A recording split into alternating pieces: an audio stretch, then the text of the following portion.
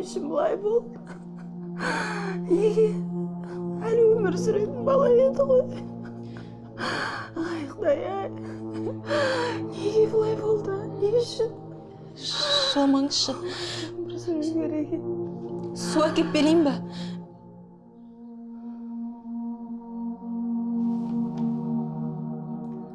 Керек емес. Сенен маған ештеңе керек емес.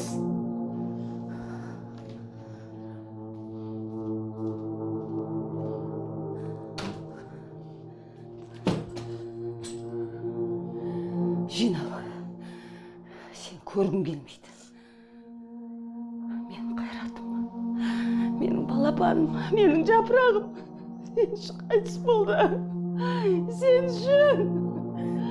Жоғал үйден! Менің не кінәм бар?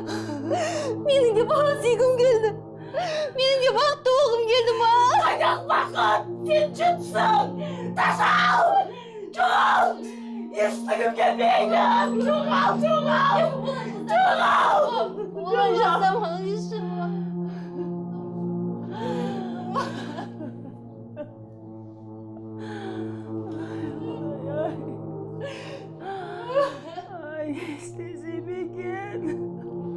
Ербол, осында жатқаныңызға бірнеше күн болды. Еш нәтиже байқалмайды. Медицинаның құдіреті шексіз емес екенін түсініңіз. Әсіресе науқастың емделуге ынтасы болмаса, біздің қолымыздан ештеңе келмейді. Дәрігер, Ербол шаршап жатыр. Түнде бас ауырды, түрмен ұйықтай алмай шықты. Бас ауырмағанда қайтеді. Осында қалай түсті, солай еш өзгеріссіз жатыр. Дәрше салып, жазылып кетем деп ойлай ма? Ерболға физиотерапия, мануальды терапия қажет. Акупунктурасы тағы бар. Өзімен жеке сөйлесіп көрейін. Ербол, желке тұсыңыздағы 3-ші жұлыныңыз қисайған.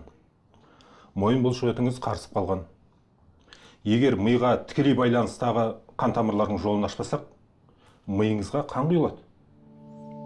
Одан адам тез өле ме? Тіл тартпай кетуге болады. Егер қан көп мөлшерде құйылатын болса, бірнеше секунд жеткілікті. Жарайды. Мен де соны тілеп жатырмын.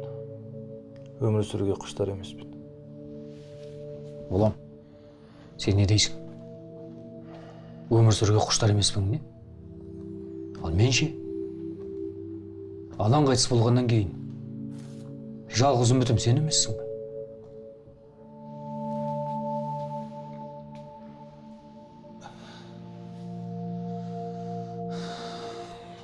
Мен болмасам сіздер тыныш өмір сүрер едіңіздер. Жасаған қастандығым да аз емес. Мен ешкім түсінбейді, кешіре де алмайды. Жарайды. Жеке сөйлесіп алыңыздар. Мен бір айналып келейін. Рахмет.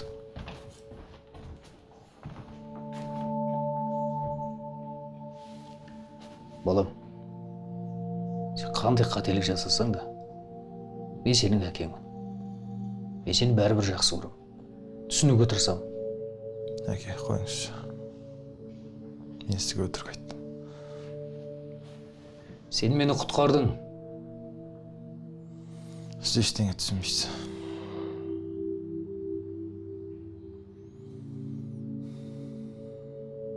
Менің кесірімнен сізді ұрлап кетті. Егер мен сол жекпе-жекке шығудан бас тартсам, сізді өлтіріп тастайтын еді. Ал сен қолыңнан келгенше оларға қарсы тұрдың. Солай емес пе? Мен тірімін, алдыңда отырмын. Мен сені айыптамаймын да. Әке, сіз адам баласына жаманшылық жасамаған адамсыз. Қайқылығыңыз үшін мен сияқты оңбағанды балақ берді екен сізге. Қылмыскер, өтірікші, адам өлтіргіш қып. Адам өлтіргіш дейсің бе? Оны қалай түсінеміз? Мен Қайратты өлтірдім. менің соққымнан рингте тіл тартпай кетті. Қайрат Самжанов па? Иә. Жоқ болам. Сен оны өлтірген жоқсың. Қайраттың миында қан тамыры жарылған. Ол рингте болмаса да басқа жерде орын алатын жағдай еді. Бәрібір мен кінәлім.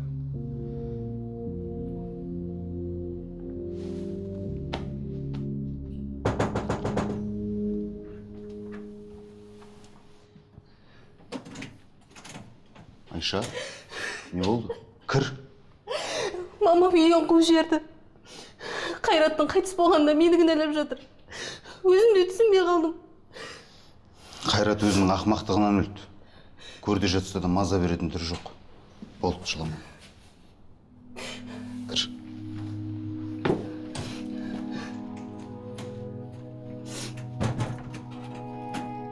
Адамның өмірі Құдайдың қолында.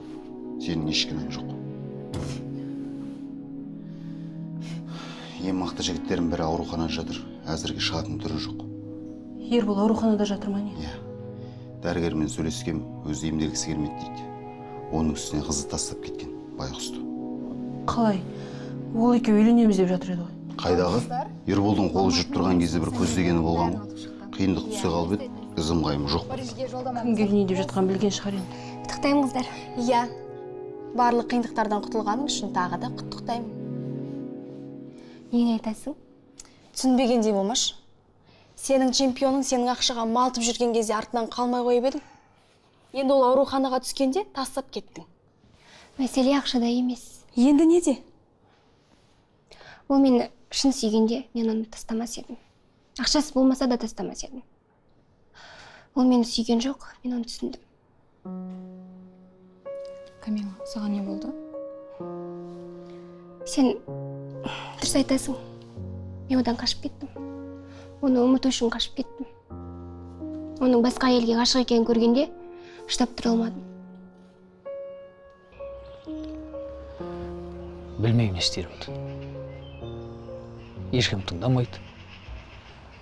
Өмірімнің еш мәні қалмады деп қайталай береді. Ербол мені уайымдайма. Қалай көмектессем екем де жүр. Меніңше Камиляның кетіп қалған бекер емес. Мәселенің бәрі сол. Айша да сияқты. Олай да мүмкін шығар. Бәлкім соны тыңдар деп Айшаны жолықтырмақшы да болдым. Мүмкін солай жасап көремін саған. Бірақ енді өткен жағдайдан кейін оның алдына қайбетім өмірім.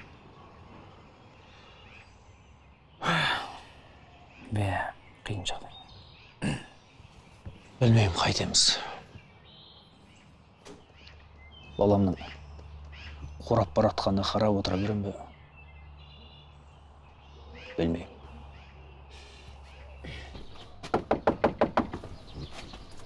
Hazır.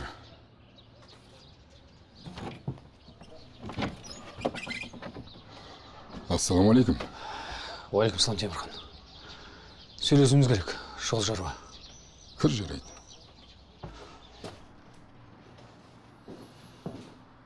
Бешіктің ақшасы. Алыңыз. Санайтындай қанша ақша дейсің? Ербол шықпағалы. Клиентіміздің көбісі келмей кетті. Иә. Бірдеңе ойластырмаса шығынға ұшыраймыз. Ойластыратын несі бар? Ерболды қайтару керек болды. Келгісі келмейтін жерде келтіретін бірнеше амалымыз бар емес пе? Солардың біреуін қолданайық. Әлсіз жері бар шығар, соны да пайдаланайық. Жоқ. Олай болмайды. Басқалай ойластыру керек. Ерболдың мына жағдайына қатты уайымдап жүрмін. Қалай көмектесерімді білмеймін. Темірхан, мүмкін сен сөйлесіп көрерсің, қанша дегенмен шәкіртің ғой. Сені сыйлайды, тыңдайды дегендей. Ол сен айтқандай мені сыйлайтын болса, мындай жолға түспес еді. Оның осындай жағдайға тап болғанына сен де мен де екеуміз де кінәліміз. Оны мойындауымыз керек. Оның қандай қақпанға түскенін дер кезінде байқамай, оған ақыл айтудың орнына кінәлай беріппіз. Білмеймін.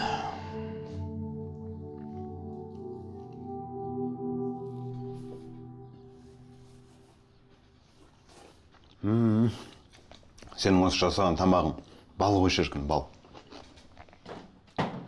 Әттең қайрат қадірін түсінбеді. Ет дайын болсын, бірге отырамыз.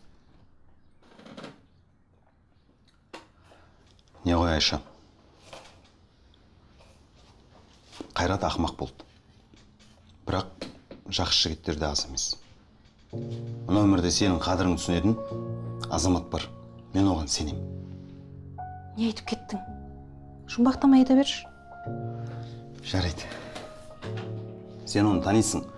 Тіпті бала кезіндегі алғашқы махаббатың деуге де болады. Қайдағын айтпашы. Естің келмейді ештеңен. Неге? Онда тұрған не бар? Сен қазір қара жамылып жүрсің. Аз ғана уақыт бәрі өтеді де кетеді.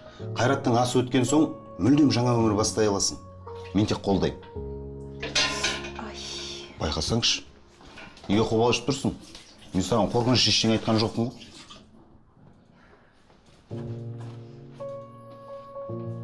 Жарайды Айша. Саған ашығын айтайыншы. Ербол қазір ауыр халде жатыр. Дәл қазір тек сенің ғана қолдауың керек. Ильяс, менің күйеуімнің қайтыс болған кеше ғана. Не айтып тұрсың?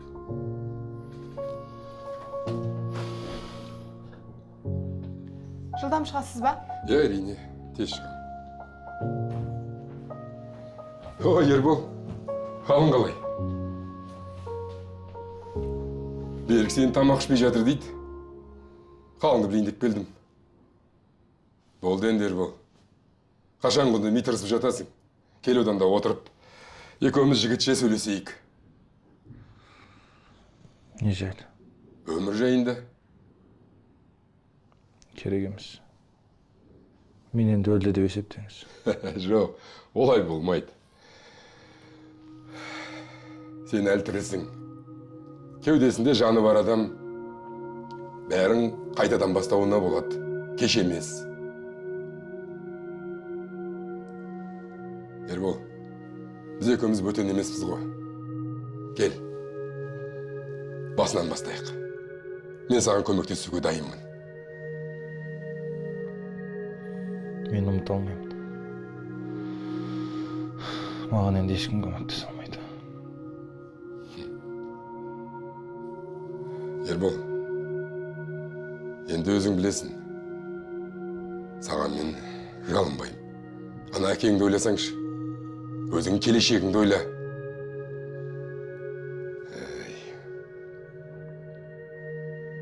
Жарайды. Тез жазылып кетті. Жақсы.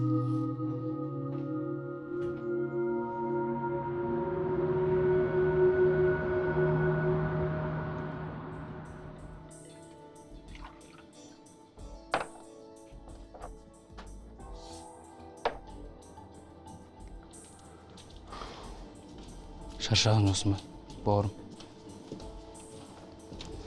Ал мен шаршадым. Сен осылай өбектеп жүргеніме 1 жыл болды. Жүр, кетейік. Жедет болды. Әлі ерте.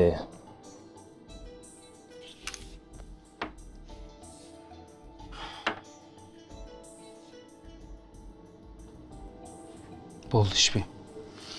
Үйге барып жатып демал. Жуынып, шайынып, есіңді жинап ал. Не мынау қаңғыбастар сияқты отырсың? Абайлап сөйле. Не істейсің? Абайлап сөйлемесем. Ұрып тастайсың ба мені? Ұрып тастама. Соғып таста. Көрейін мен сені. Жүр, кеттік, үйге барайық. Жүр, тұр орнына. Жүр, бауырым. Өзім. Жүр.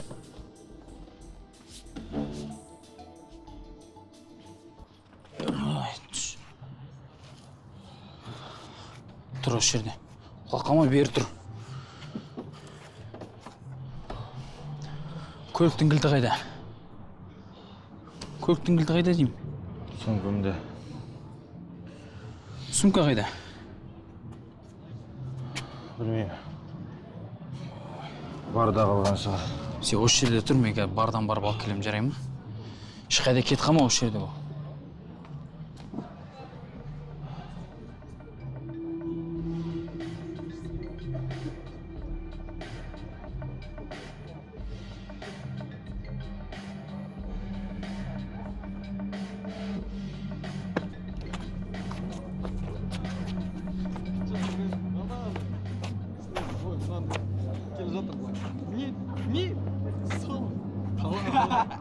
Ей! Өшір дауыс. Мынауың кім? Қазір көрсетемін мен сендерге кім екенімді. Қайдан білейін? Әкел анда. Ішіп алған біреу сияқты что-то. Түсіріп алайын мен қазір.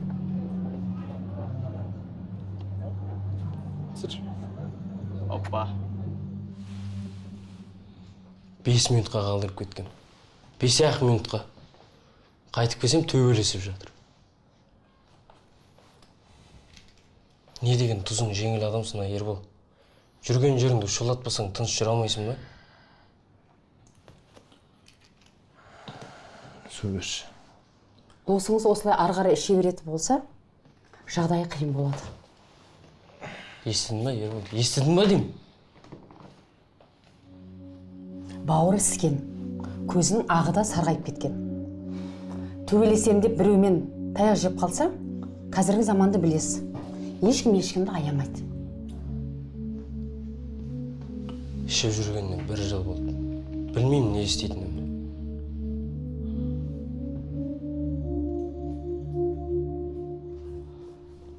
Сайтып ше? Оны қайтейін деп едің? 5 жыл бұрын шулатқан адамды қазір ешкім көргісі келмейді. Ал алпамыс ше? Сен менімен ойнап отырсың ба? Ол соңғы кездері жекпе-жектен нокаутқа ұшырап жүрген адам емес пе?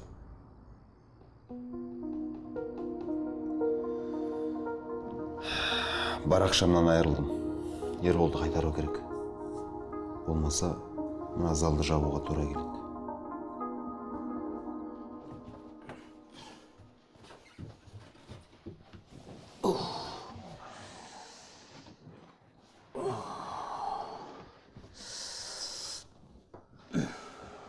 Ауырып қалған жоқсыз ба? Жүрегіңізге салмақ салуға болмайды ғой. Ей, жүректі қойшы. Күнде көргеніміз осы ғой. Мұрат, саған рахмет. Ерболдың жанында қалған жалғыз сен. Аға, оны ешкім тастап кеткен жоқ. Өзі ешкімге араласқысы келмейді. Бұл деген өлем деп. Дәрігерлер күндізін күзетіп, әйтеуір аман алып қалды. Аяғынан тік тұрғызды. Ендігісі мынау. Оған не істейміз енді, Мұрат?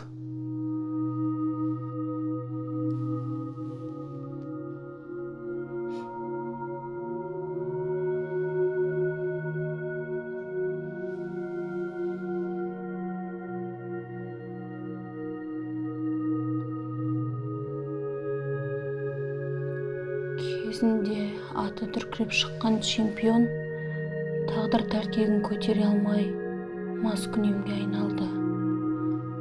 Ербол Жүнісов көшеде төбелес шығарды. Масқара.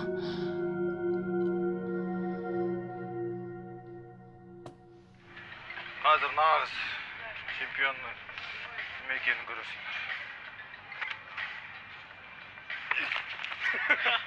Нағыз чемпионның шабуыл жасауға шамасы келмей қалды ғой. Қане, екінші мүмкіндік. Өшір дедім саған, ей.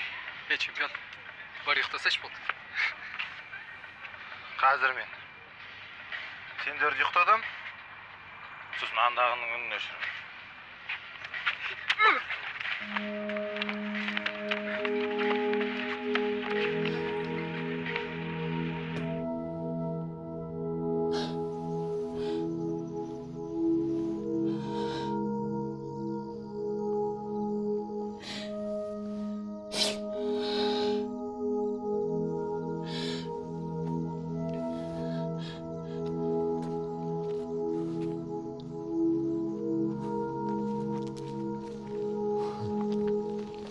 Мында не қылып жүрсің? Ерболмен сөйлесуге келдім. Жолың болсын. Не болды? Ербол қазір сөйлесетін жағдайда емес. Ертең түстен кейін кел. Қазір ол тұрмайды. Жарайды. Онда сенімен сөйлесейін. Мұрат, Не жайлы? Ерболды қалай болса да рингке қайтару керек. Сен соған көмектес. Егер көмектессең, сені қорғау қалдырмаймын. Ілияс, сен ондайды армандама. Ерболға енді ондай ринг деген жоқ. Денсаулығының түк қалмады. Кеше барды, кішкентай балалардан да таяқ жеп қалды. Қандай ринг оған?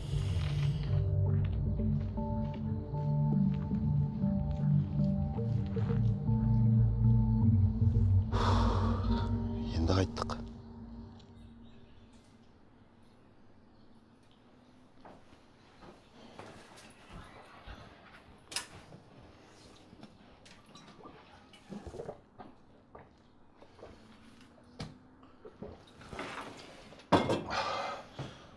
Ербол, не болды саған?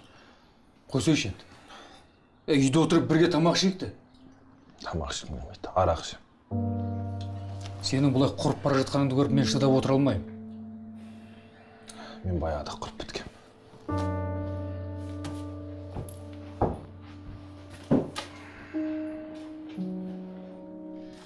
Әке, сау болыңыз.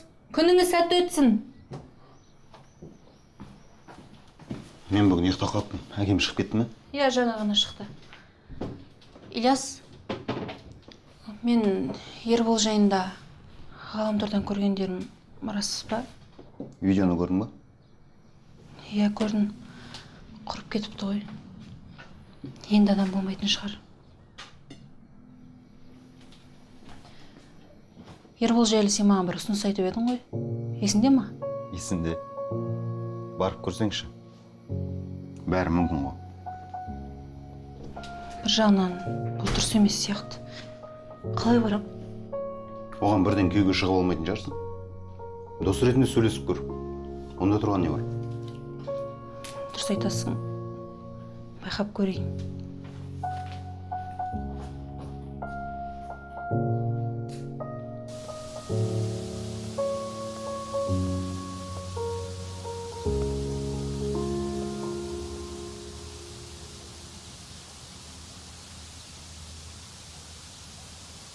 Сәлем.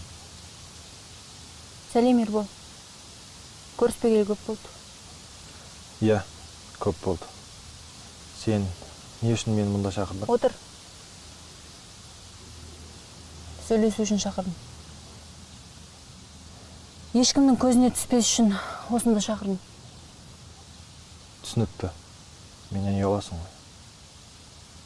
Мен қазір кіммін? Ешкім емеспін. Жарайды. Сөйлесіп болсақ мен қайтайын. Таныстарың көріп қалса тағы да менен ұялып жүрерсің. Менен енді аулақ жүрген дұрыс болады, Айша. Ербол, неге бәрі саған қатысты болу керек? Мүмкін мен әлі де қара жамылып жүргесін сені осында шақырған шығармын. Кешірші, мен ол жағын ойламаппын. Не туралы сөйлесің келді? Ербол, неге өзіңді осынша тастап жібердің? Онда сенің шаруаң болмасын. Саған бәрібір емес пе?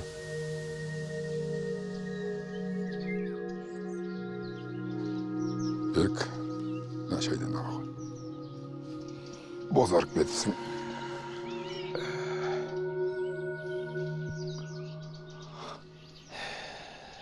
Істемеген амалым жоқ. Ербол мүлде мені естімейді. Көп ұзамай жалғыз ұлынан да айырылатын сияқтымын. Енді оның өзінің қалауы болмаса, оны қалай көндіреміз? Мүмкін жарысқа дайындау керек шығар. Бұл сонда қоятын шығар, Жарысқа дейсің бе? Сонда сен балаңның өлгенін тілеп жүрсің бе? Оның қазір денсаулығы мәз емес. Қалпына келтіру өте қиын. Сен жаңылысасың. Мен білем ғой, ол мықты. Тек соны өз қаласа болды.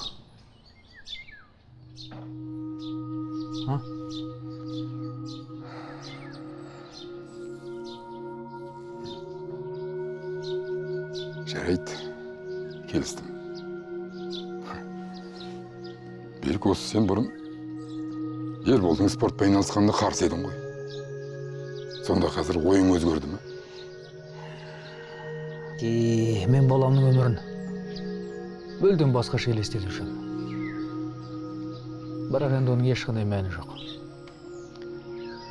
Тек әйтеуір аман болса болды. Иә, дұрыс айтасың.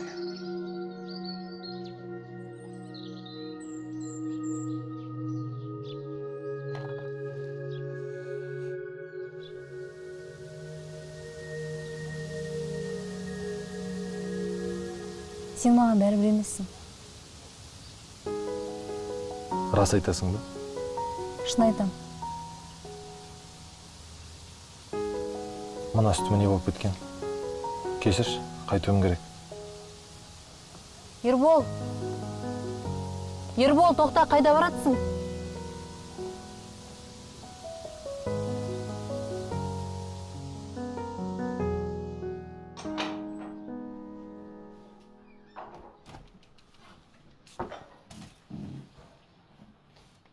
Ай, Берік, сен ба?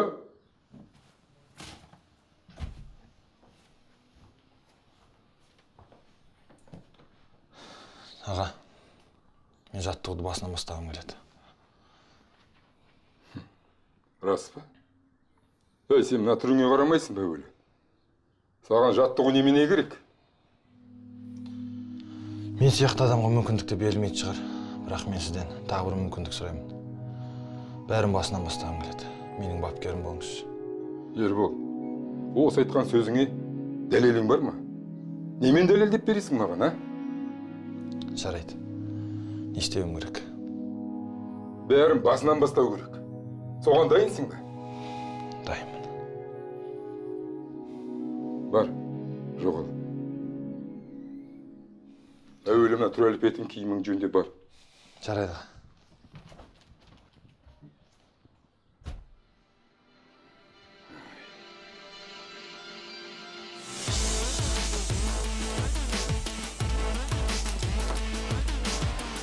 Бас.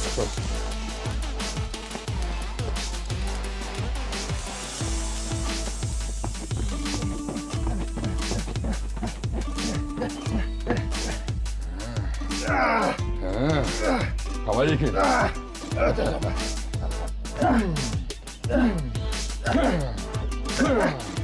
Асықпа, баяулат, ақырын түсір. Денеңді ақырын түсір.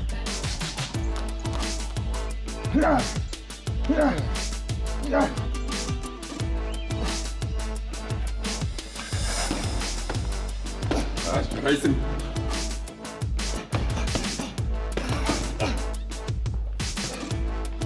Асықпа. Нық. Тағы да қайтыла. Кәне кей. Егер мақтанбай ұрсаңшы.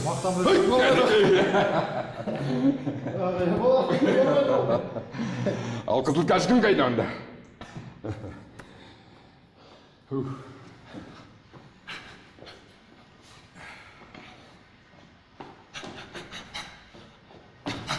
Ербол,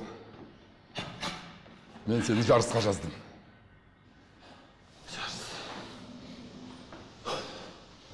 Дайын деп ойлайсыз ба? Енді ол жағын менде қатты ойымдағам. Қысқа мерзімде қалпыма келе ме келмей ме деп. Енді мен көріп тұрмын, қалпыма келген сияқтысың. Жарайсың.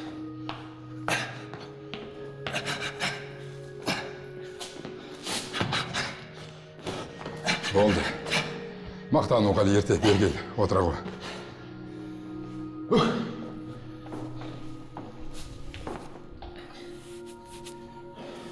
Мені мұқият тыңда. Біріншіден, ішімдік ішуге болмайды. Денсаулығыңа зиян екенін өзің білесің. Екіншіден, 2 аптадан кейін жарыс басталады. Ертеңнен бастап жақсылап дайындықты бастаймыз. Ұқтың ба? Иә. Уақыттың аз екен. Білем. Сіздің жаттығыңыздан кейін бұлшық еттерім бәрі қайтадан оянады. Шынымды айтсам, сол кездерді қатты саған. Жарайсың. Мен онда шайынып, киімдерімді ауыстырып келейін. Қане? Иә. Мен де сол кезеңді қатты сағынып жүрмін, балам.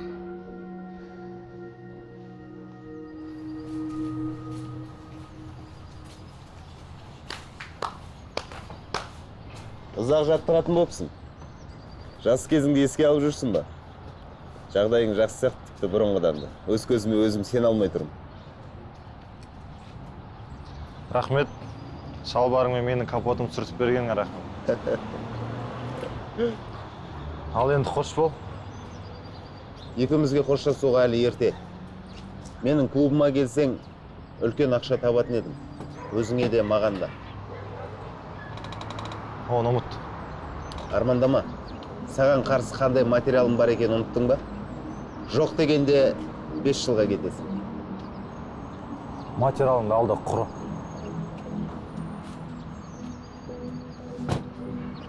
Жоқ. Мен оны полицияға апарам. Ал енді жолың болсын.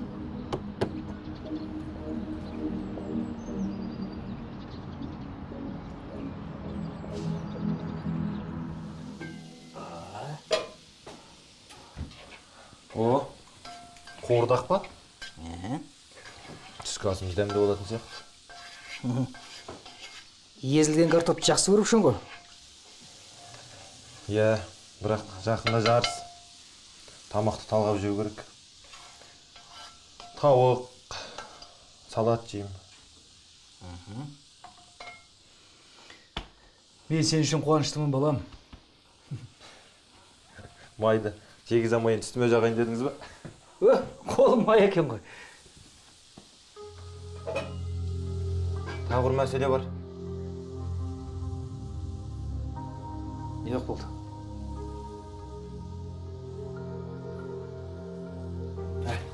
Ештеңе. Бәрі жақсы. Я болсын, ызыңды ал.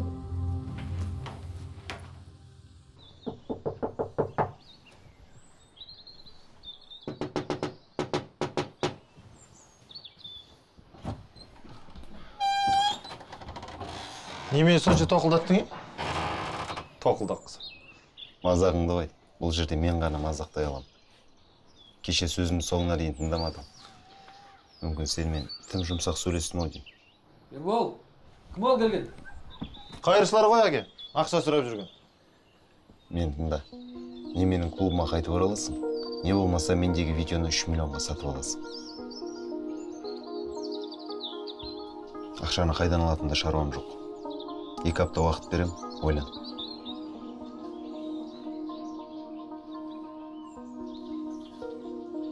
Тырысып та көрмейсің ба? Тырыспаймын да. Онда полицияға барам. Мен саған мүмкіндік беріп тұрмын. Жақсылап ойлан. Тоқылдақ. Ербол, ақша бердің бе? Жоқ әке. Бәрібір араққа жұмсайды.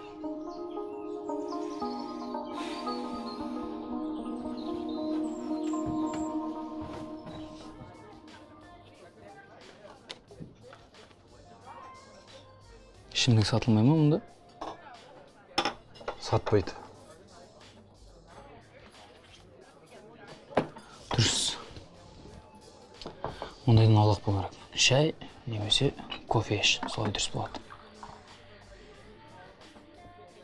Айшаның сөздерінен кейін шайдан басқа ештеңе ішпейтін болдым. Соншалықты Айжан не айтты? Қайтесің?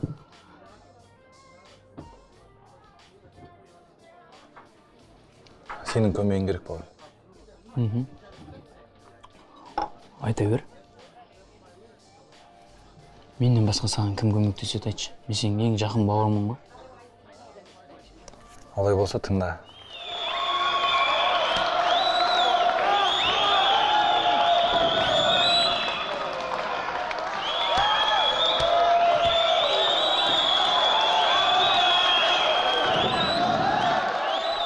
Мұнда не үшін келдік? Кешіріңіз. Көзіне қалдырмайсың ба? Кешіріңіз.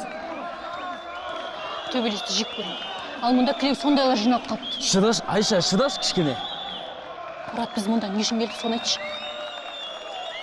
Сәл шыдаш, Айша, өтініш. Сөз берем, саған бұл жер ұнайды. Ал ендеше, бүгінгі батырларымызды хабарлаймын. Орта салмақта көкбұрыштан шығатын Европа кубогының чемпионы, Қазақстанның ережесіз жекпе-жек ұйымының құрметті мүшесі, ММА кубогының чемпионы. Мынаның титулы Британияның патшайымынан да көп қой. Иә, мұндай шеберді сен жеңіп көрген жоқсың. Бірақ бүгін жеңесің. Қазақстанның ережесіз жекпе-жек чемпионы, лақап аты Көкжал, Ербол Жүнісов.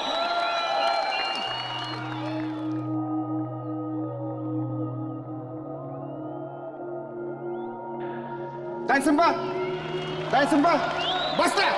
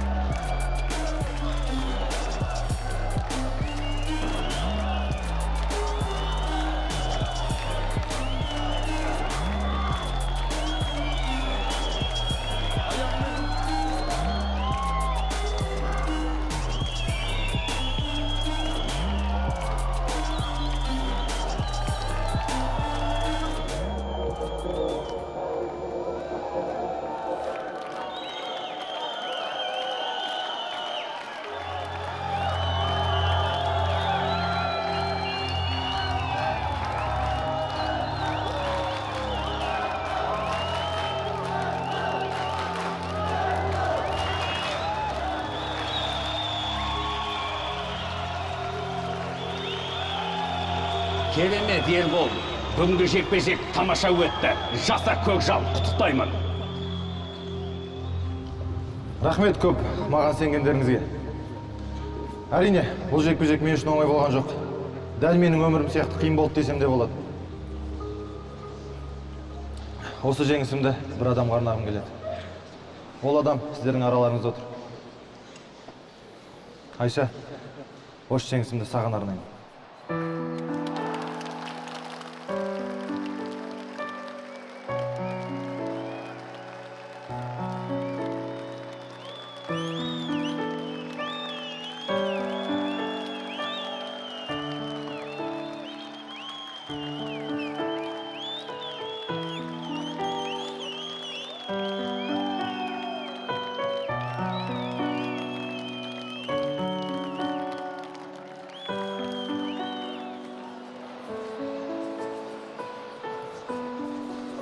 Темірхан ағаға қайда кеткен?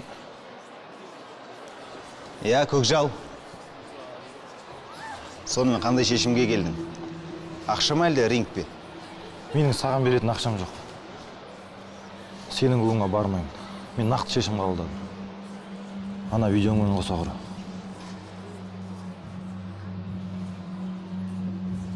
Ол үшін өкінесің.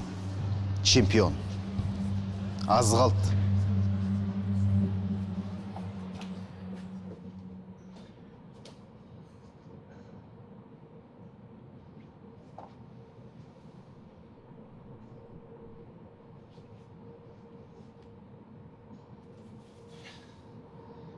Ербол, не шоу көрсетіп жүрсің?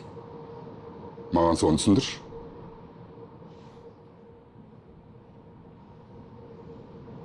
Қайда? Не қайда? Менің шақыру қағазым қайда тойға? Шошытып жібердіңіз қалай? Мен сізді залдан іздеп жүрсем, ренжіп қалды ма деп. Жоқ, Ербол, сенің тойыңа міндетті түрде келем. Бірінші болып келем. Сіз ұзақ күтпейтін сияқтысыз ғой? Иә, әрине. Жекпе-жек керемет болды емес пе? Айттым ғой сен жеңіске жетесің деп. Мен сені жақсы білем ғой, Ербол. Сіз маған сендіңіз емес пе? Сіздің арқаңызда осының бәрі. Жарайды. Сонымен көкжал сымақ. Журналистерге жұмыс тауып берейін. Тамаша. Журналист қана емес, полицияға да жұмыс тауып берем.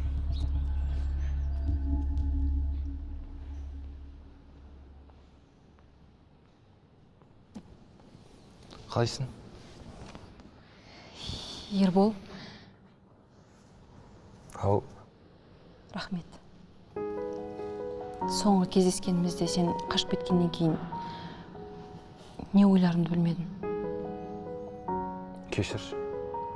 Сол күні күлкілі болып көрінген шығармын, иә? Бәріне өзімді кінәладым. Сол күні саған айтқан сөздерім үшін қатты өкіндім. Айша, ештеңе ескертпей кетіп қалғаным үшін сен мені кешірші. Өзімнің түріме қарадым да, саған лайық емес екенмін деп ойладым. Өзіңді кінәлай бергенді қойшы.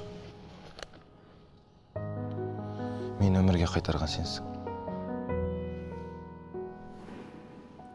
Жарайды, оны қойшы. Гүлдерді дұрыстап қарадың ба? Иә. Не болды? Мүмкін тағы да бір рет қарарсың.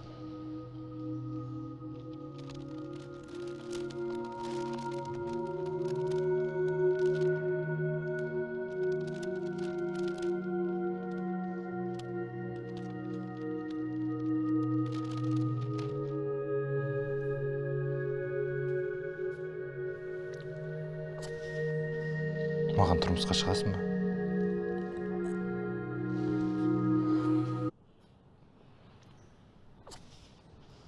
Маған тұрмысқа шығасың ба?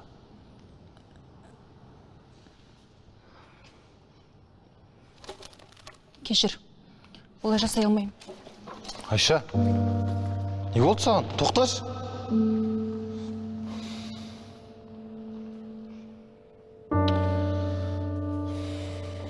Ербол, жүріңіз.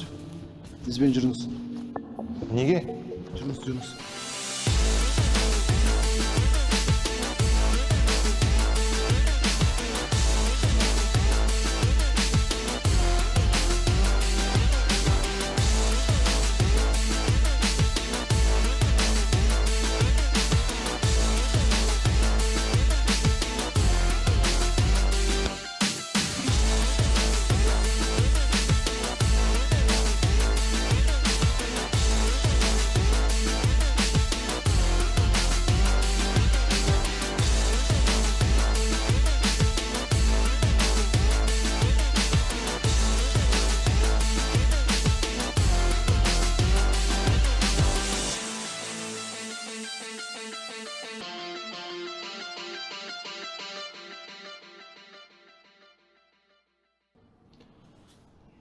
Мен не үшін тұтқындағандарын айтасыз ба?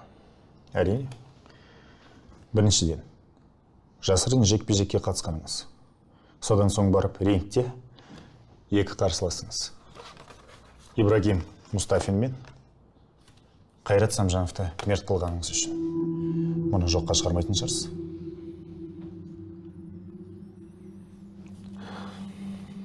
Жоққа шығармаймын, әрине.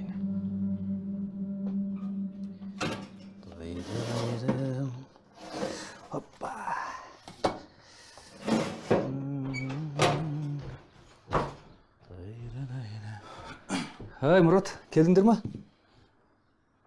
Ербол қайда? Сіз тек уайымдамаңыз аға. Ербол келмейді.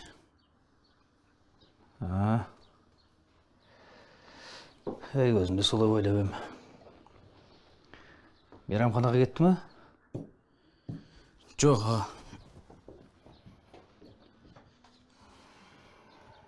Жағдай былай ғой. Ерболды тұтқындады. Жекпе-жек біте сала залдан шыққан сол еді, полициялар алып кетті. Тоқта, тұтқындаған несі, не үшін? Мұнда бір түсініспеушілік болып қалды аға. Сіз балаңызды қатты уайымдамаңыз, біз Темірханаға екеуміз анық-қанығына жетеміз. Жарай ма? Темірхан сен мен дұрыс түсін. Біз екеуміз қанша жерден дос болсақ та мен Жүнісовті қорғаштай алмаймын. Түсінем, әрине түсінем. Бірақ тергеудің мейлінше таза, адал болғанын сұраймын. Сонда сеніңше бізде басқаша болуы да мүмкін ғой? Енді мен артық ештеңе айтқым келіп тұрған жоқ. Бірақ бұрын Уәлиханның жағдайында бірыңғай жағдайлар болған. Сен менің қызметкерлерімді ешқандай кінәлай алмайсың, Темірхан.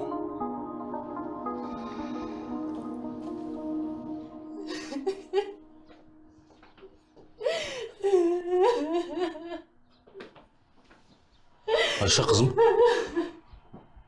Жыламашы енді айналып. Міне, саған шай әкелдім. Ішіп алшы. Рахмет, әке.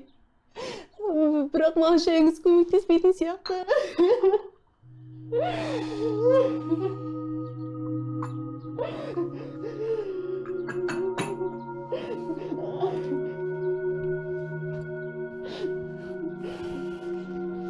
Қызым, сонша жылағаның енді. Не болғанын айтшы маған. Мүмкін мен көмектесерім ма?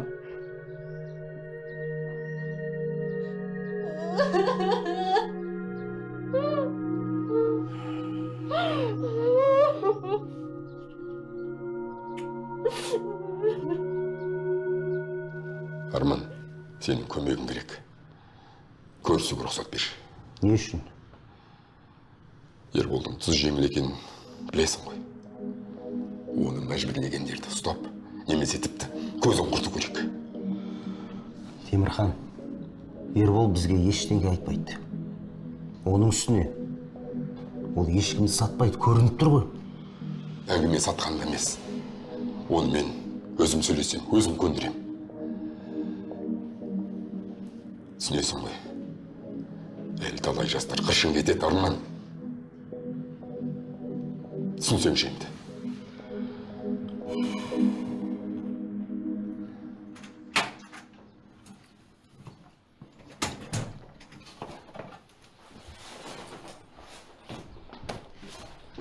Балам, келгені ғана жақсы болды. Айша тоқтамай жылап жатыр. Көндіре алмадым енді. Өзің сөйлеш, мүмкін сен тыңдар. Жыламаса көз ақсын, маған бәрібір. Отыра қалып бірге жылайын ба енді?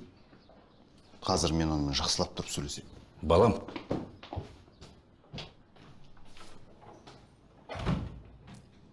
Қалың қалай? Жақсы. Мазаң жоқ қой, бір жерің ауырып тұр ма? Жоқ. Осының бәрін өзім кінәлімін. Нем бар еді? Сіздің айтқаныңыздың бәрі дұрыс екен, ағай. Ербол, біз екеуміз ашық сөйлесейік. Мен сенің бапкерің емеспін. Жанашыр адамның бірі болып келіп отырмын. Екеуміз талай басымыздан қиындықты өткіздік. Сен маған ылғи сенуші едің ғой. Әлі де солай шығар. Иә, солай ағай. Олар жауапкершіліктен қашып құтылмау керек, Ербол. Өзім кінәлімін бәріне. Ербол, бұлай болсын. Жарайды. Сені кетті делік. Сенің орныңа басқа бір ақымақ келеді. Оны да олар алдап, қорқытады. Соңында мүгедек, не болмаса өліп те қалады. Болмаса сен сияқты темір тордың ар жағынан бірақ шығады. Оларды тоқтатуымыз керек, Ербол. Сен менімен келісу үшін қандай қиындықтарын өтуіміз керек сонда? Жарайды, мен келістім делік. Бірақ менің сөздерімнің пайдасы тиетініне сенімсіз ба? Сенімдімін. Ең бастысы ұйымдастырушылардың аты жөнін айт. Олардың қай жерде екенін, келесі жекпе-жектің қай күні, қай уақытта болатынын айт. Құрық беткір, сол қандақта күн сол кезде жойылады. Ал маған не болады? Бір емес екі адамды өлтірдім. Өлтірдім дейсің бе? Оны әлі дәлелдеу керек, Ербол. Қайраттың тромбы шығарылып мерт болды. Ол ақиқат. Екіншінің тергеу жұмыстары болып жатыр.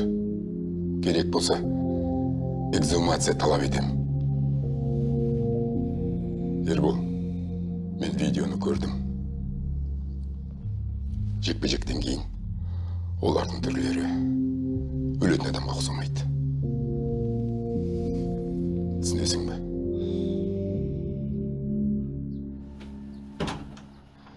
Сораңды ағызбашы. Сөйлесуіміз керек. Менің уақытым аз. Залдың жанында не өнер көрсетіп жүрсің? Онда не ағып жүрсің, соны айтшы маған. Мұрат шақырды. Қолыңа гүл ұстап Ерболдың жанына жабыстыруға қалай дәтің бар? Әлде сен күйеуіңді кім өлтіргенін ұмытып қалдың ба? Қайрат одан өлген жоқ. Дәрігер Ерболды кінәлі емес деді. Не дедің? Сен сонда оны жақтап тұрсың ба? Мүмкін екеуің кездесіп жүрген шығарсыңдар. Олсаң қайтеді. Күйеуіңнің өлгеніне көп те болған жоқ. Мен ұят болатын ештеңе істеген жоқпын. Мұрат маған маңызды бірдеңе айтам, бар дегесін бардым. Ербол маған гүл берді, бар болған осы, басқа ештеңе де жоқ. Ол саған тағы не айтты? Жауап бер. Гүл беріп тұрып тағы не айтты саған? Одан неге сонша қорқып тұрдың? Мен артынан сені көріп қалдым. Ұрсатын шығар деп шошып кеттім. Сенен қорыққаннан мен Ерболдың не айтқанын да түсінген жоқпын. Гүлді тастай сала қашып кеттің ғой, өзің де көрдің емес пе, Ильяс? Айша, егер сен оны тағы жақтайтын болсаң, екінші бізді көрмейсің. Түсіндің бе? Түсіндің бе деймін саған? Енді оны таңдасаң, дәл қазір осы үйден көзің жоғалтасың.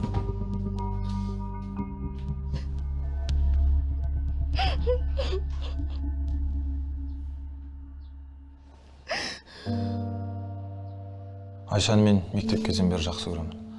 Тағдыр біздің бірге болғанымыз қаламады. Алдымен менің жауымның қалыңдығы болды. Ал енді... Ербол, бұны маған не үшін айтып өтсің? Түсінбедім. Октагонның қожайыны, Айшаның ағасы. Солай де. Енді түсіндім. Айша бұл жайында біле ме? Жоқ. Ол бәрін ести алады. Мен сияқты шарасыз. Қайраттың кесінен баласынан да айырылды. Ербол, уақыт болып қалды. Тез айт енді. Жоқ, айта алмаймын. Айшамен енді ғана үміт оты оянған кезде оны бір жолата жоғалтып алғым келмейді. Қайдағы үміт оты? Сен түрмеге отырасың. Неге соны түсінбейсің, Ербол? Түсінем. Ербол, Айша сені шынайы жақсы көретін болса, ол дұрыс жол таңдайды. Ал сен болмаса өзіңнің өміріңді құртпа. Ұқтың ба? Болды, уақыт аяқталды, шығыңыз. Ербол, сенің мен айтқан сөздерін бәрін түсіндің ғой? Ойлан. Сенің келешегің зор. Сонымен қолымызда не бар? Қожайынның аты бар аға.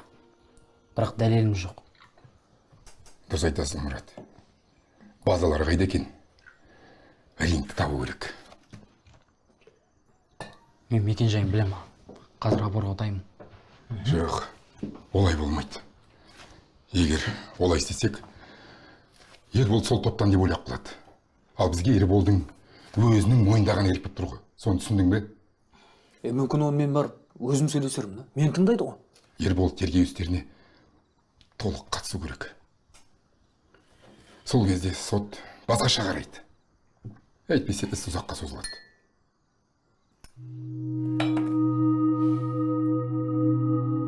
Байқұс досым не істеп жатыр екен? Жағдайы қалай екен Ербол? Айша деп күйіп кетті аға.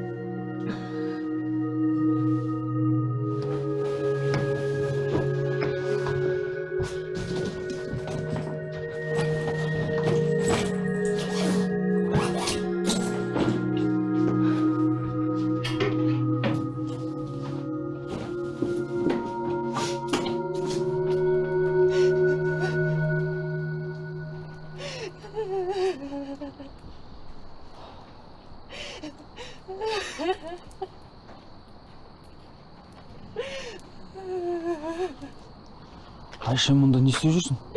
Не сөмкені? Үйден кетіп қалдым. Не үшін? Ильяс кеше Ербол екеуміздің бірге тұрғанымызды көріп, шу шығарды. Күйеуінің намысын аяққа таптадың деп маған ұрысты. Болды, жылама Айша, сен кінәлі емессің. Не Ерболды таңда, не біз таңда деп маған шарт қойды. Сен Ербол таңдадың ба? Иә. Айша, сен қазір Ербол үшін қандай жақсылық жасайын деп тұрғаныңды білсең ғой. Бірақ мен саған бірден айтуым керек. Ербол көп жылға сотталайын деп жатыр.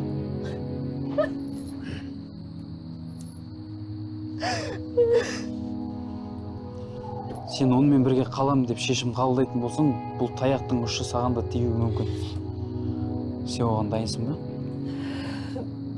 Мен бәрін білем. Ерболмен қалам. Айша, қазір Ерболдың ісі қаралып жатыр. Егер ол бәрін мойындап шындықты айтатын болса, сенің бауырының да атын атайды. Мен шешім қабылдап келдім.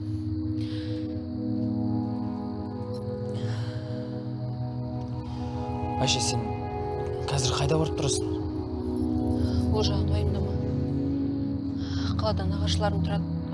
Солар түніне барам. Номерің өзгермеген шығар? Жоқ. Айтпақшы мен саған. Ұмытып кеттім ғой. Аллаға кеше қалдырып кетіпсің.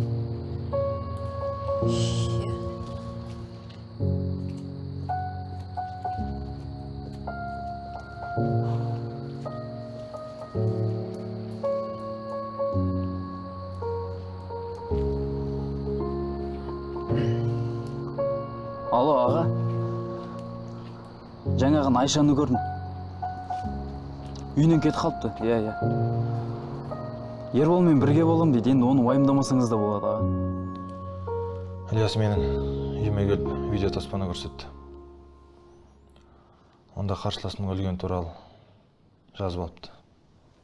Ол кезде қожайын кім еді? Жандос. Ал Ильяс оның көмекшісі болатын. Бірақ мен жекпе-жекке Ильяс шығарды.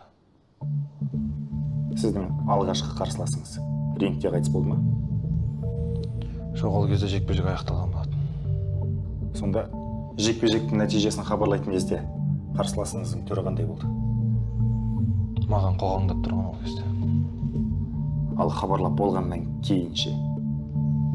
Әркім өзінің бұрышына барды. Сіз содан кейін оған жақындаған жоқсыз ғой? Жоқ, не үшін жақындаймын? Жанында жанкүйерлер мен Ильяс болған. Сосын бәрі шулап кетті. Елдің бәрі өлді деп айғайлап. Сізге Ильяс не деді? Сол жазбаны көрсеткеннен кейін оны қалай жасағанын айтқан жоқ па? Оны сұрамаппын. Ол видеожазбаны әкеме көрсетем деп айтты. Бірақ әкемнің жүрегі әлсіз болғандықтан ондайға жүрек шыдамас еді. Жекпе-жекке келісуіме тура келді. Содан кейін неше жекпе-жекке шықтыңыз? 16 рет. Оның 14-інде жеңіске жеттім. Түсінікті. Олай болса, мына қағазға клубтың сызбасын салып беріңіз. Және жасырын есіктерді де көрсетіңіз.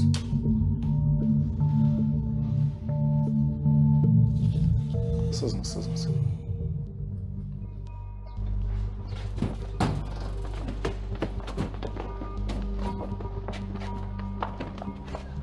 Тергеуші, ұлымды қайда апарасыңдар? Не істеп қойды ол? Ұлыңыз қамауға алынды. Заңсыз жекпе-жектерді ұйымдастыруға қатысы бар деген күдікпен ұсталынып отыр. Соның салдарынан бірнеше адам өлген. Рингке шығаршы деп өздері өтінді. Оларды ешкім мәжбүрлеген жоқ. Олар рингте бірдеке болып қалса, тіпті дәрігердің жоқ екендігін білді ма?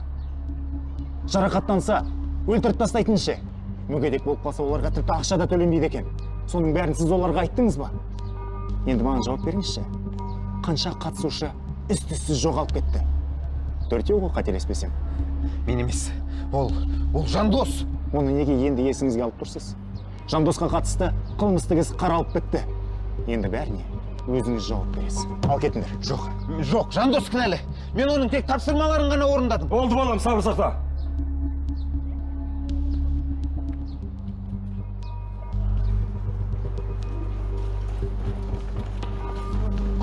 Жат, қозғалмаңдар,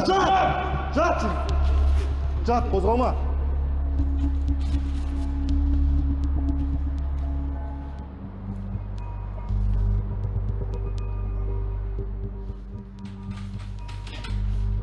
Ашылмайды, пароль керек.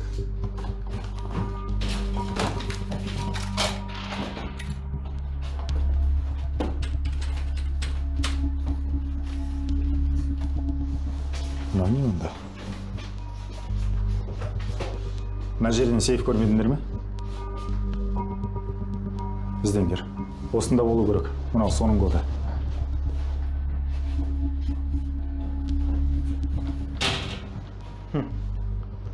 Бірақ компьютерге осыншама тоқтың не қажеті бар екен, а? Қызық екен.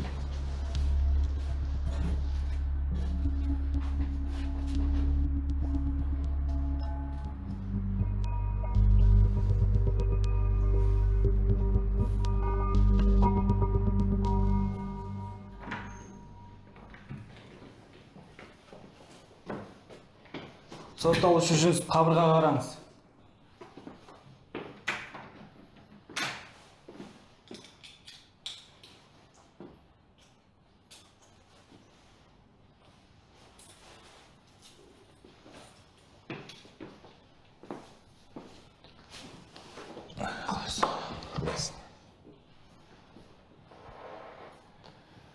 Қалың қалай?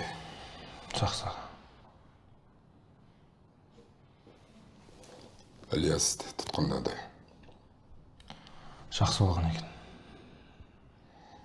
Клубты жапты, бәрін ұстады. Ербол, сен бәрін дұрыс жасадың. Бәрібір өлген жігіттерді қайтып тірілте алмаймыз ағай. Қорық беткер. Енді ешкім өлмейді. Иә, солай болғай. Бірінші қарсыласыңа эксгумация жасалды. Ол первитин деген дәріні көп қабылдаған екен. Оның үстіне инек отырған. Оны да көп қабылдап жүрегі тоқтаған. Міне Ербол, сен оны өлтірген жоқсың. Түсіндің бе? Сонда мені босата ма?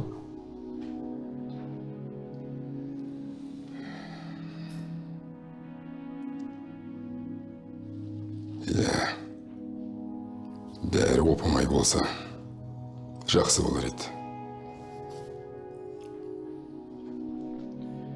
Ильяс, мына адамдарды танып тұрсыз? Жоқ, бірінші рет көріп тұрмын. Жүнісов, сіз ше? Иә. Бірге дайындалатынбыз. Мынаның клубында. Осылардың қайсысымен жекпе-жекке шықтыңыз? Алармен. Жекпе-жектен кейін бұлардың жағдайы қандай еді? Нашар болатын. Оларға жедел жәрдем келіп көмектесті ме? Дәрігерлердің қамқорлығы? Жоқ. Өзім үйге әрең жететін. Басқа қарайтын шамам болмайды. Ал сіз, Ильяс, танымаймын дейсіз, иә? Сіз маған қысым көрсетіп отырсыз. Маған қорғаушы керек. Мен танымаймын дедім ғой, танымаймын болды. Міне, мына жігіттердің денесі әр жерден табылған.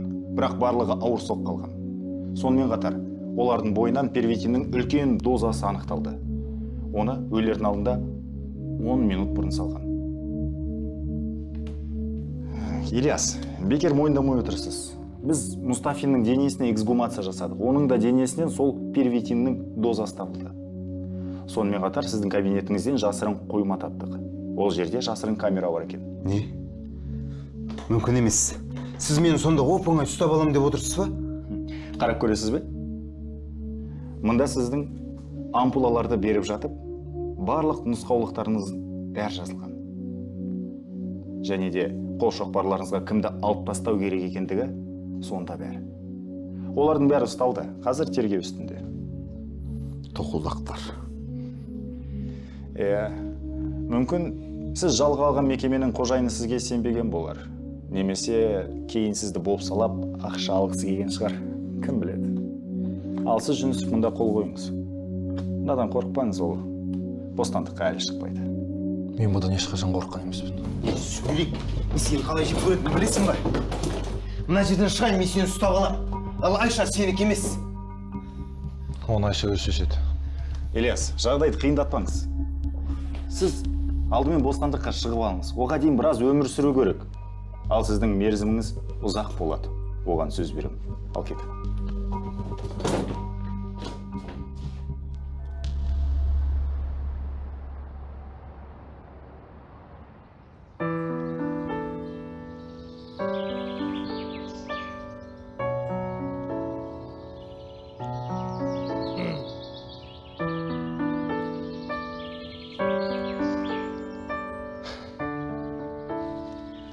Айша. Ербол, жаным.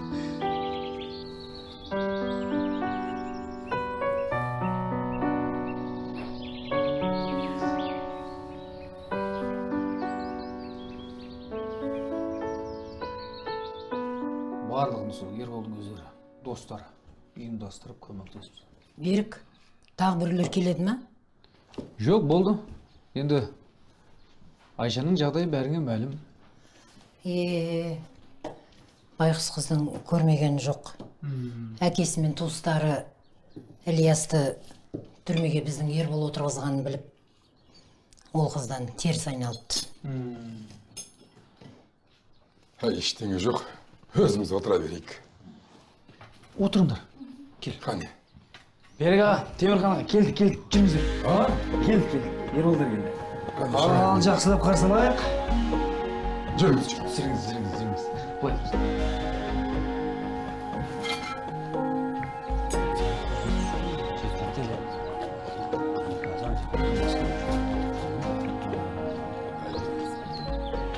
Қалай налайын балам. Бақытты болыңдар. Құттықтаймын. Рахмет әке. Анаң марқұм осы тұрымды көргенде ғой. Айша айналайын. Ерболдың анасы өзің сияқты келінім болса деп армандаушы еді. Бақытты болыңдар. Рахмет әке. Ал бауырым. Құтты болсын, бақытты болсын. Нәсіп, саныңыз ба? Ал Ербол, арманыңа жеткен екенсің. Анекей. Рахмет ағай. Сіз де бақытты болыңыз. Ұзақ жасаңыз. Шаңырағың биік, кереге кең, ішіне бала толсын. Екеуің бақытты болың.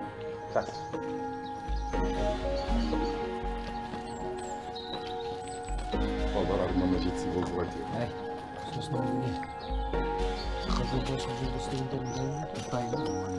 Мынау сізге.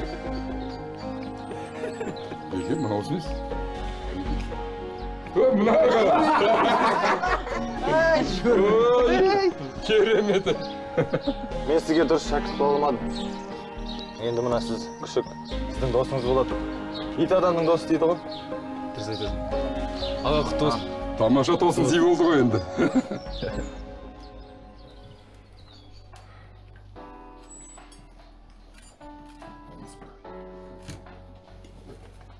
Ербол, Айша жүріңдер. Билейік бәріміз.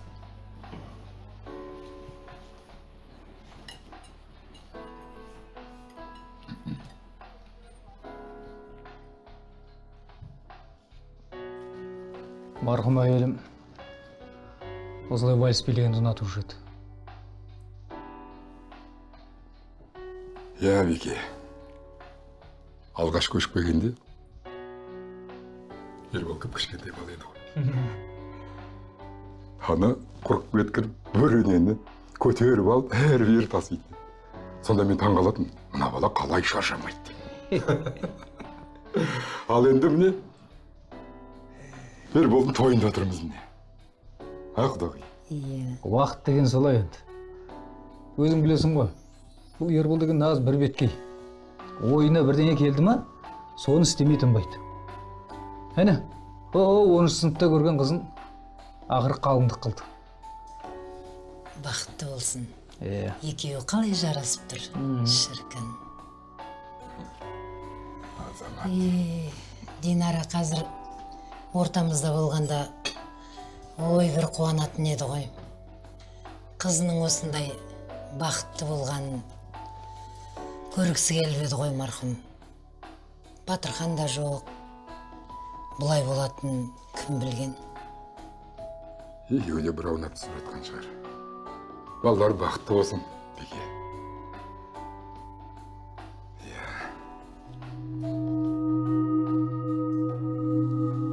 Мен таңдағанда өкінбейсің бе? Жоқ. Мен дұрыс шешім қабылдағаныма сендім.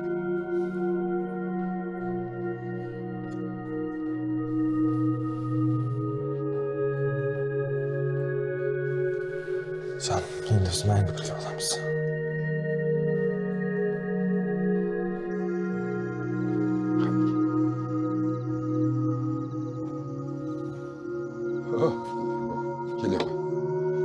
Келе отыр. Әңгімелесейік кәдімгідей.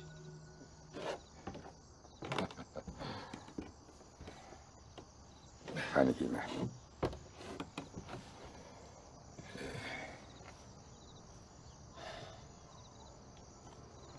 Ербол, міне,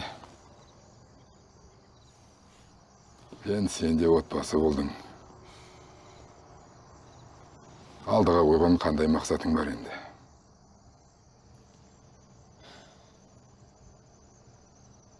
Менің өткенімді білсе, ешкім жекпе-жекке де шыққысы келмейтін шығар.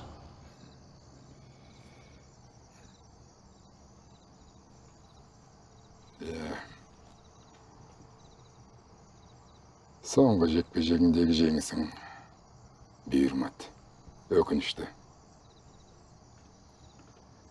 Бірақ сол жекпе-жекте қарсыласыңды мықтап тұр соққа қажықтың ғой,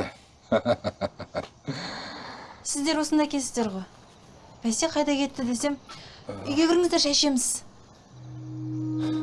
Не менің байлығым, отбасым. Маған енді ештеңе керек емес. Мен бұл дүниедегі ең бақытты адаммын. дұрыс айтасың, Ербол. Өмірде ең қымбат отбасы ғой. Енді ана Берікке тезірек немере сүйгізіңдер. Өмірлі шүбірлі болыңдар. Ербол, сендерге тілейтінім бақ береке денсаулық. Сендер кіре беріңіз, бара бер. Сен кіре бер.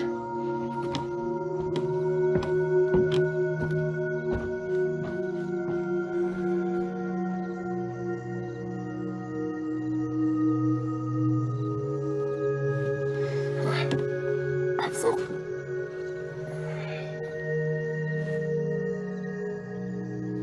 Енді екеуміз нағыламыз. Шынықуды бастаймыз ба? Дұрыс. 1, 2, қолыңды жоғары ұста. Түзу көр. 1, 2, 1, 2. Бүгінгі алғашқы бөліміз осымен аяқталды. Балалар, біз үлкен дайындықты артта қалдырдық. Енді сендердің әрқайсың октагонда не күтіп тұрған жақсы білесіңдер. Стоп. Екінші блокқа кімнің қалғысы келеді? Жақсы. Онда жаттығуды басынан бастаймыз. Екі қолымызды белімізге қоямыз, оңға қарай 3 рет, солға қарай 3 рет айландырамыз. Жақсы. Ибрагимов, дұрыстап айланды. Оңға қарай. Екінші блокты жас спортшыларға арналған ережелер мен талаптардан бастаймыз.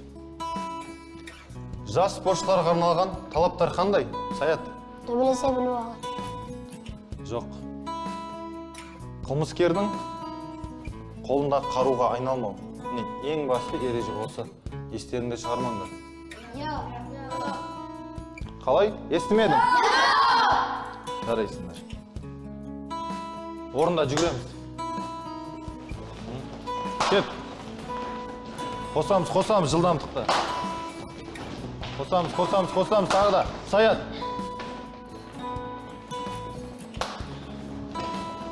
Жарайсыңдар. Болашақтарың айқын екен көрініп тұр.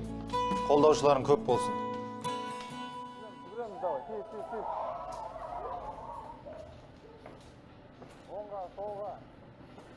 Мыналардың сабағы бір түрлі екен. Неменеге қылжақтап күле береді? Киноға келгендей. Жалпы бұл күрес деген салмақтылықты талап ететін спорт түрі ғой. Біз баламызға күнде айтып отырамыз. Бұл жауапты спорт деп. Сіз қызық екенсіз. Сіздің ойыңызша сонда жаттықтырушы балаларымызды қамшымен сабап отыру керек па? Жоқ, бұлар енді дұрыс емес қой. Балаға кішкене қаталырақ болу керек қой. Оның үстіне мен естігем, мына Жүнісов былтыр бұзақы болыпты бұрын. Сонда өсегіңізді қойсаңыз, сіздің ойынша сонда күреске келген балалар мүлдем күлмеу керек пе? Қызық екенсіз. Одан мен Ерболды жақсы бала деп естідім бар. Бұзақылық деген ешқандай жоқ. Жолдастары да жақсы. Сіз не деп тұрсыз өзіңіз? Сіз не айтып кеттіңіз? Немеге сонша Жүнісов жақтай қалдыңыз? Жоқ, әлде оның бұрын бұзақыларының құрамында болып едіңіз? Бізде бұл туралы оқығанбыз кезінде. Жалпы бұндай адамдарды қалай балалардың қасына жіберуге болады, мен түсінбеймін. Бұны әлі тексеру керек. Қойыңыздар. Ұят болады ұрысқандарыңыз. Ербол тамаша жаттықтырушы ғой. Балалар да оны жақсы көреді. Өмірде кім қателеспейді? Ерболдың ол жігіттердің өліміне еш қатысы жоқ.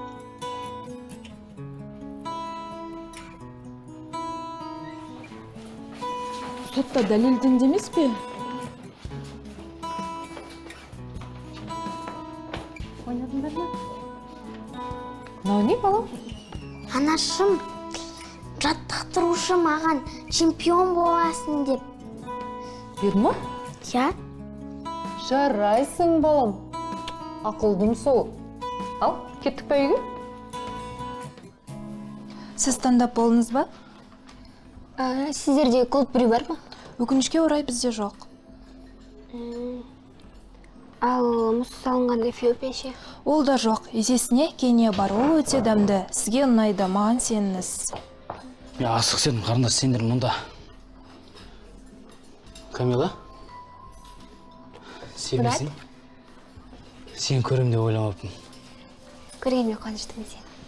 Мен де қуаныштымын. Сен сондай сұлусың. Рахмет. Сені көргенде мен бұл дүниені ұмытамын. Бізге 2 кофе әкеле салыңыз, е? Отырсам бол ма? Әрине отыр. Ерболдың жағдайы қалай? Не істеп жүресің? Ана жағдай немен аяқталды? Ол Ербол қазір аяқтан тік тұрып, мектебі ашып, балаларды жаттықтырушы болып жұмыс істеп жатыр. Жақсы. Ал жеке өмір қалай? Ана қызы. Ол қызы қазір Ерболдың жары. Олының анасы. Жақында Ербол әке болды.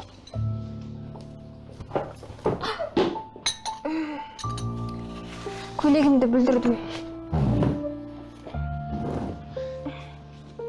Кофенде дәмі жаман екен.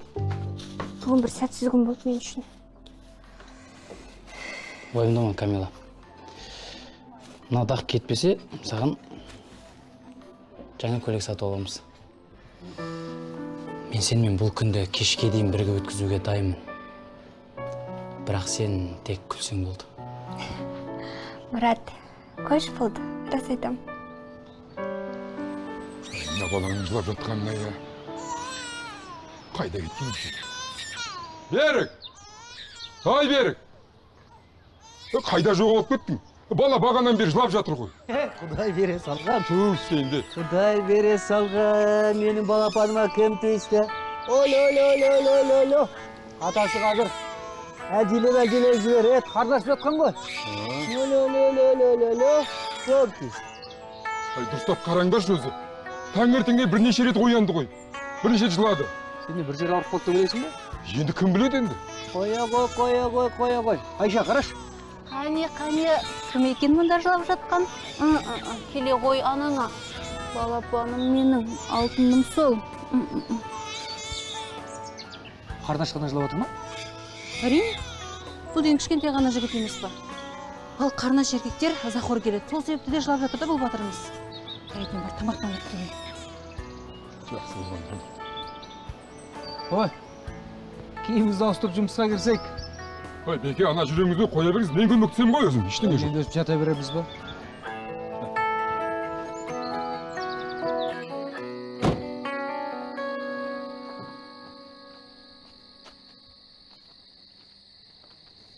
Ербол, қалың қалай? Ассалаумағалейкум аға.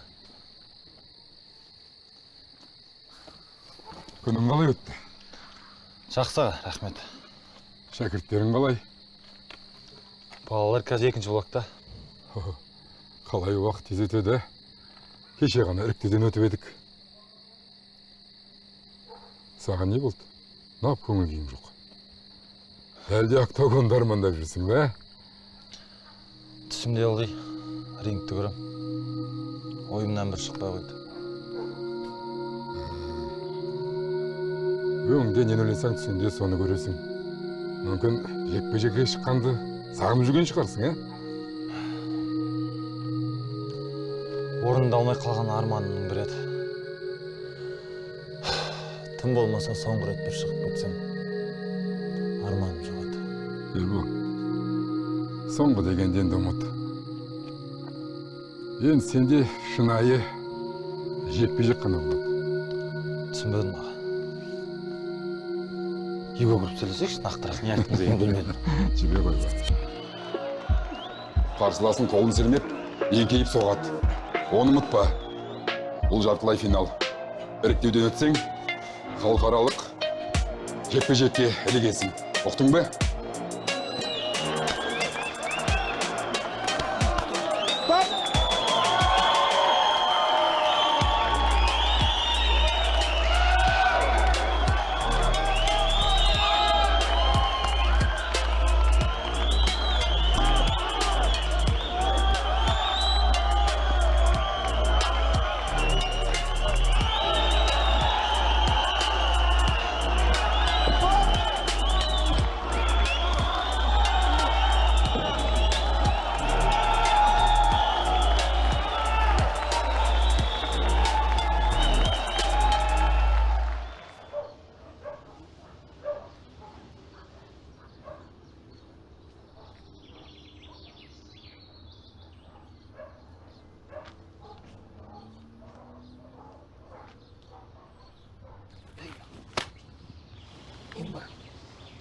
ұйықтап жатыр ма? Әрең ұйықтаттым. Кең сыңғытты болсын. Рахмет әке. Темірхан хабарласып сүйініш сұрады. Бара алмай қалғаным өкінішті. Мен Айша ауруханаға кетті, бала қарайтын ешкім болмай қалды. Ештеңе етпейді әке. Ертең қайталауын көрсетеді. Сол кезде көріп аласыздар. Қайта туғандай болып тұрсың ғой, балам. Оның рас. Арманым орындалып, рингке қайта оралдым. Оқуың не болды? Дәрігерлікті айтам. Биыл тапсырам ба деп едім. Болмады.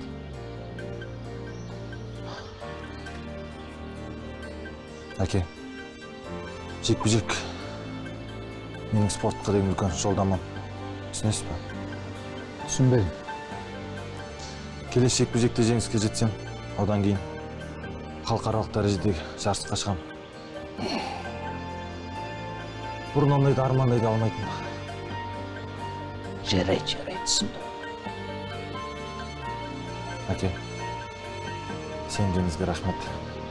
Болды, бар тамағыңды іш.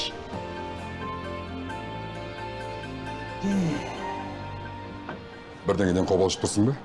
Әрине, қобалжу бар. Қанша дегенмен халықаралық деңгейдегі жарыс емес па? Сен ондайды ғой. Бұл күнделікті жекпе-жек. Түсінем. Көптен күткен жекпе-жегің. Бірақ өзіңді қолға алуың керек. Сен жеңбесең кім жеңеді? Ақтаған сенің екінші үйің.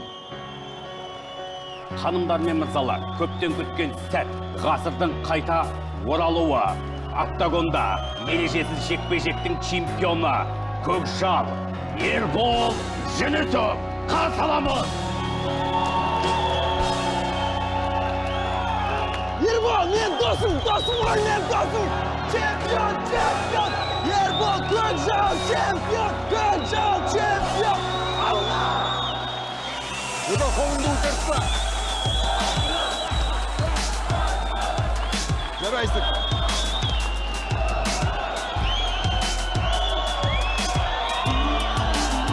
Қолыңмен аяқпен жұмыс істе, жарайсың!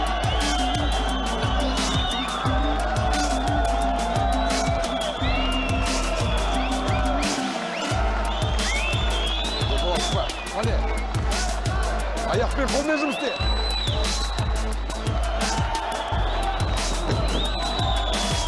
Тұр дейін!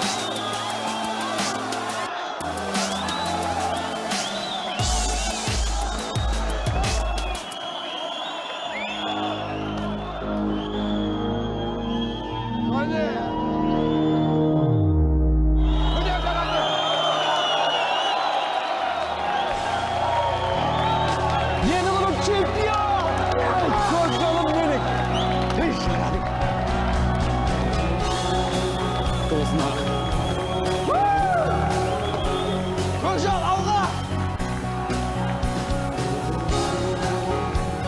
Жарайсың, Көкжал! Көкжал чемпион! Өзін дәлелдеді!